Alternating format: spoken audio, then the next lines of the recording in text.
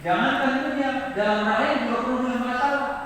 Ketika dalam rahim itu sudah ada masalah tidak? Masalahnya apa dalam rahim? Gelap. Ya, tidak ada makanan. Dari mana sumber makanan?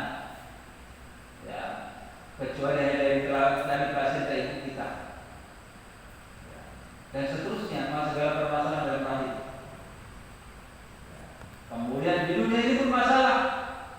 Di kubur juga ada masalah. Di padang mahsyar banyak masalah, bisa ada masalahnya. Di akhirat nanti banyak masalah. Tapi harus Allah dalam segala memberikan masalah, Allah juga berikan solusinya. Masalah-masalah di dunia ini harus Allah dua juga solusinya. Masalah dengan asbab zulumat dengan asbab bagas nuruniyah.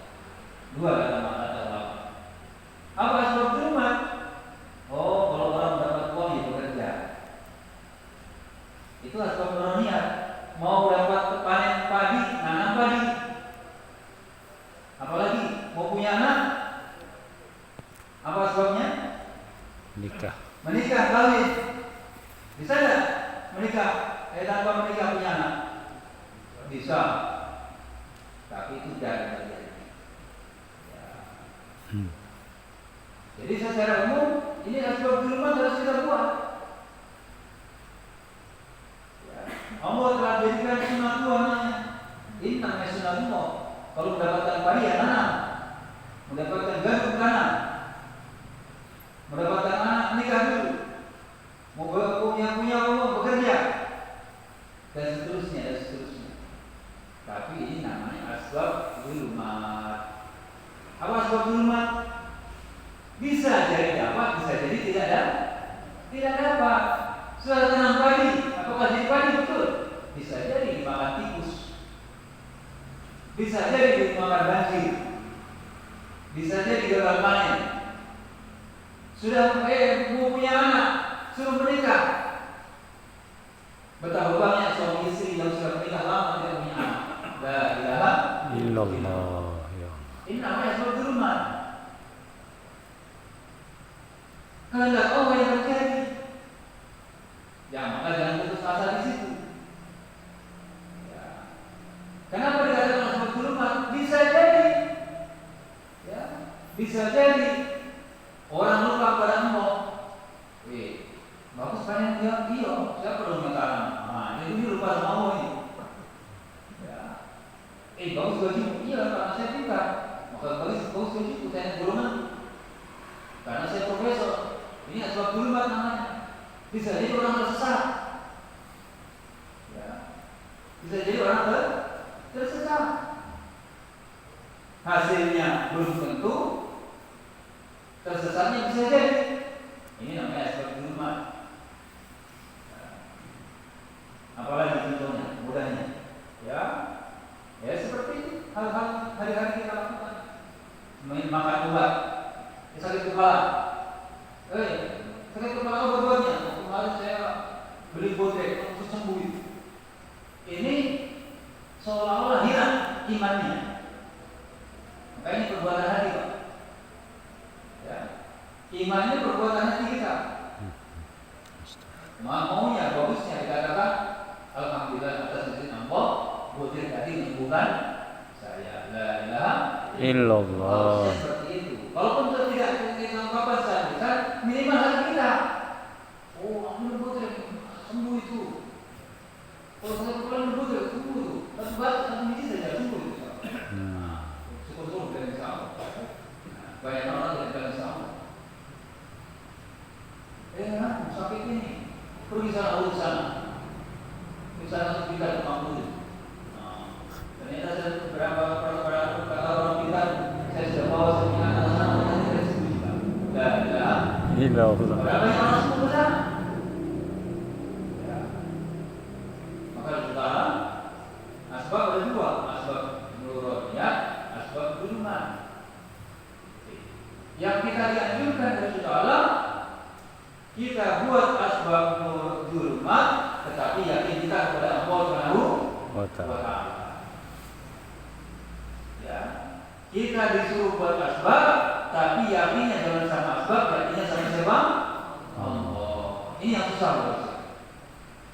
Ini yang susah. Makanya ada orang mengatakan, sini ke pulau itu 40 hari, tidak ada uangku. Seolah-olah uang yang mengeluarkan dia. Ada cukup uang untuk IPB, cukup uang untuk dalam negeri saja. Seolah-olah kalau dia punya 15 juta bisa di IPB. Ini yakinnya. Ya, makanya kita ulang-ulang berdoa pentingnya ta'alluq hati kita kepada Allah Subhanahu wa taala. Walaupun kita bergelut dengan asbab, tetapi yakin kita tetap kepada siapa? Allah. Inilah iman. Inilah iman dari kita yang harus kita usahakan hari-hari.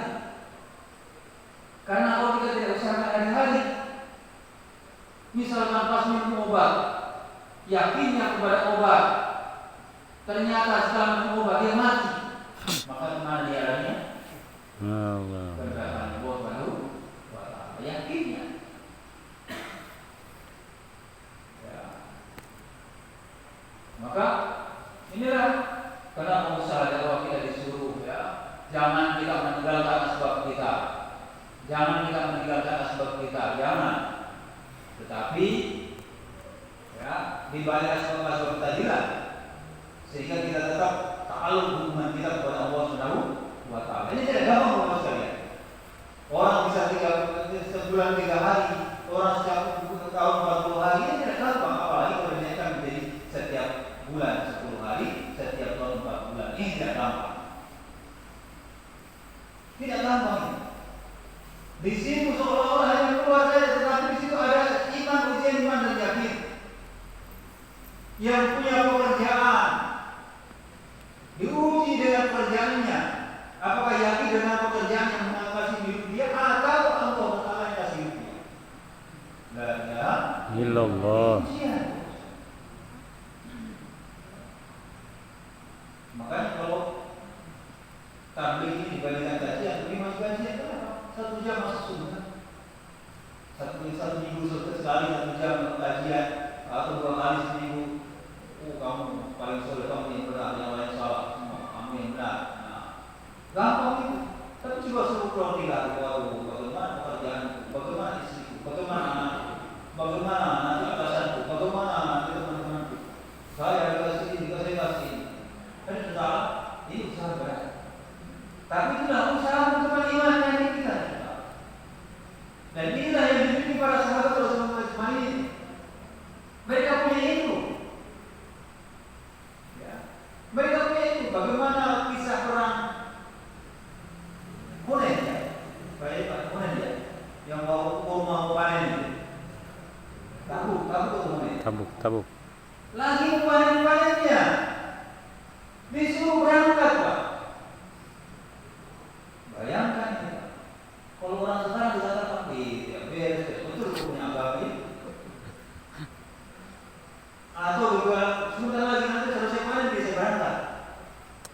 Kalau kita pada masa itu kira-kira kita termasuk orang yang berangkat atau tidak berangkat? Maksudnya tidak berangkat. Jangankan mau panen, nganggur saya suruh berangkat tidak berangkat. Allah. Ini maksudnya. Jadi pada sahabat Rasulullah sedang memanen, ini yang sangat masuk, bisanya sangat masuk. Ya. Ketika hendak panen kurma terjadi, maka sahabat ini beritakan berangkat ke suatu tempat yang betul-betul tidak jelas. Perjalanan yang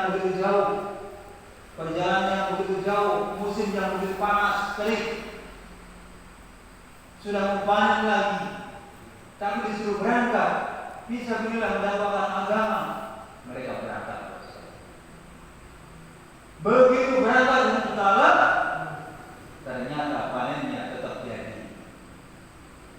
Bahkan kata Rasulullah SAW, selesai peperangan ini, insya Allah Madinah tidak akan pernah kering daripada kurma. Sebab apa? Para sahabat yang meninggalkan masa panennya untuk berangkat fisabilillah, maka kata Rasulullah tidak akan lagi kelaparan. sampai hari ini. Kurma di Madinah masih tetap ada, bahkan diekspor ke seluruh dunia. Asbab apa? Pengorbanan para sahabat salah satunya, karena mereka meninggalkan masa panennya untuk berangkat fisabilillah. Allah. Insyaallah. Jadi saudara, ini asbab duluman.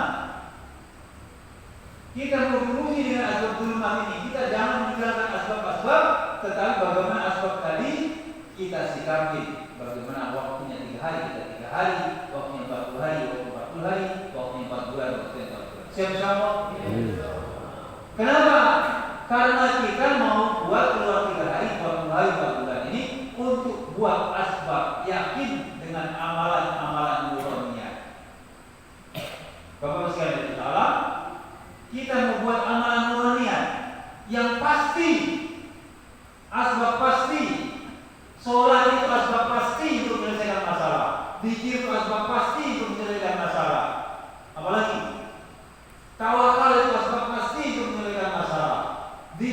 Taklim itu asbab pasti, dakwah itu asbab pasti. Inilah asbab yang pasti dapat menyelesaikan masalah kita dunia dan akhirat. Kita melatihan Bapak sekalian. Bapak sekalian kita, sholat saja Bapak sekalian.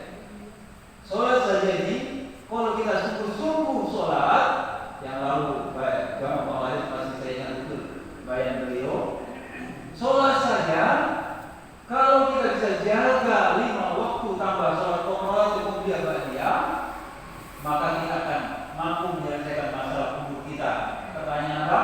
Man rabbuka, siapa Tuhan? Ini akan mudah dijawab ketika seorang menjaga sholatnya 5 waktu tambah sholat sunnah. Kenapa?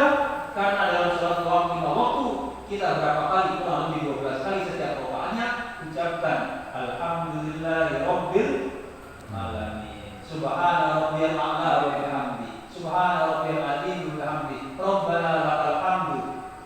Rabbighfirli warhamni. Ini kurang lebih 12 kali. Kalikan 17 sudah berapa kali? 300 kali lebih. Tambah lagi Rabbiyah 12 rakaat, berapa kali sudah? Maka orang yang istiqomah menjaga sholatnya, masalah kuburnya pasti akan mudah. Pertanyaan pertama dalam kubur, man rabbuka, siapa Tuhan? Akan orang yang menjaga sholat akan dengan lantang mengucapkan Rabbi Allah, Tuhanku adalah Allah. Karena kenapa? Sudah latihan setiap hari Pak. Kalau dia sudah menjawab man rabbuka, dia menjawab dengan baik, maka siapa nantimu akan mudah. Apa agamamu akan mudah. Siapa saudara-saudaramu akan mudah. Kenapa? Karena pertanyaan pertama itu pertanyaan yang paling berat. Nah, ini sholat, belum zikir. Ya. Seorang Nabi Zakaria alaihissalam tidak punya anak. Tidak punya anak. Wadhkur rabbaka katsiran wasabbih bil 'ashyi wal ibkar. Dia sudah menikah, istrinya sudah mandul, sudah tua, sudah jompo. Ini mustahil bagi untuk sekarang ini untuk dia punya anak. Tapi atas kehendak Allah, ini masalah kecil bagi Allah Subhanahu. Apa? Wadhkur rabbaka, zikirlah kamu. Ya. Wasabbih wadhkur rabbaka wasabbih bil 'ashyi wal ibkar. Dan bertasbihlah kepada Tuhanmu pada waktu pagi dan petang. Disuruh apa? Berzikir. Apalagi amalannya? Allah tukalliman nasa salasata ayyam illa rumsa. Wa idza qila jangan berbicara dengan orang selama 3 hari. Maka kamu akan punya anak. Apalagi istighfar Bapak sekalian. Astaghfiru rabbakum innahu kana ghaffara. Beristighfarlah kalian kepada Tuhan kalian. Sesungguhnya Allah Subhanahu Maha Pengampun, Maha Penerima Taubat. Yursil sama alaikum midrara. Allah akan turunkan dengan suatu istighfar itu hujan dari langit yang bercurah-curah. Apalagi wa yumdikum bi amwalin, Allah akan tambah harta kalian dengan istighfar. Tapi masalahnya istighfar kita ini full energi atau kosong, itu masalah menurut saya. Kita juga sholat, full dan sholat kita atau kosong sholat kita. Sehingga amalan-amalan nuraniat kita ini kalau dia ada isinya akan selesai Pak masalah kita. Ini Inilah kita melatih dari Allah. Kita tinggalkan asbab-asbab zulmat untuk keluar 3 hari, 40 hari, 4 bulan untuk melatih amalan nuraniat dalam kehidupan kita, sehingga kita akan gelisah belum tahajud, kita akan gelisah belum sholat satu, kita gelisah belum berzikir, kita akan gelisah belum baca Al-Quran. Ini yang mencari. Kalau kita sudah gelisah dengan amalan tadi, tidak lama akan amalan-amalan tadi akan menjadi asbab bagi kita, asbab yang bisa menyelesaikan masalah dunia dan akhirat kita. Selagi ini belum dirasakan, karena 3 tahapannya. Bagaimana amalan itu bisa berhasil? 3 tahapannya. Pertama, dipaksa tadi itu amalan. Paksa sholat, paksa berdoa, paksa berzikir. Kita kayaknya masih ada begitu ya. Kenapa? Karena zikir kalau kita banyak yang lewat. Ya, kita masih paksakan diri kita. Kita belum nikmati tadi Pak. Sholat kita masih paksakan diri kita. Kadang-kadang sholat sunnah, kadang-kadang tidak. Sholat berat. Tahajud juga begitu. Kadang-kadang tahajud, kadang-kadang tidak. Kenapa? Kita belum nikmati sholat tahajud. Kita belum nikmati baca Quran, tapi nikmat baca WA. Baca Facebook kita nikmat. Baca Instagram kita nikmat. Tapi sholat tidak minat. Baca Al-Quran lemas. Kenapa? Ini belum masuk hakikat amalan dalam kehidupan kita. Itulah kenapa kita disuruh keluar 3 hari 4 bulan supaya amal itu tertanam dalam kehidupan kita. Insyaallah. Insyaallah. Sehingga kalau amalan itu sudah tertanam, kita sudah menikmati itu amalan, maka pasti Syekh Maulana Ilyas rahmatullah alaih mengatakan ketika seseorang mau jolah kemudian doa, waktu doa tadi itu adalah asrul ijabah. Itu doa yang paling makbul adalah doa seseorang ketika jolah. Masalahnya jolah kita ini kosong ataupun ada tiba. Kadang-kadang kita senang-senang kita menjolah, berat-berat kita menjolah. Ini masalahnya. Jadi intinya adalah bagaimana kita nikmati amalan. Baru setelah nikmat dengan amalan tadi, baru amalan akan punya khasiat. Selagi kita belum menikmati itu amalan, itu susah akan terjadi khasiat. Siapa? Mari ya, kita atur asbab-asbab dunia kita berikan waktu kita untuk 3 hari, 40 hari, 4 bulan. Belum apa-apa, tetapi bagaimana amalan itu lengket dalam kehidupan kita. Itu Pak masalahnya. Karena ketika kita berhadapan dengan Allah, yang ditanya adalah sejauh mana amalan kita. Liya berdua hukum dunianya adalah seberat. Liya berdua hukum ayyukum ahsanu amalan. Untuk ujian atas amalan kita. Sementara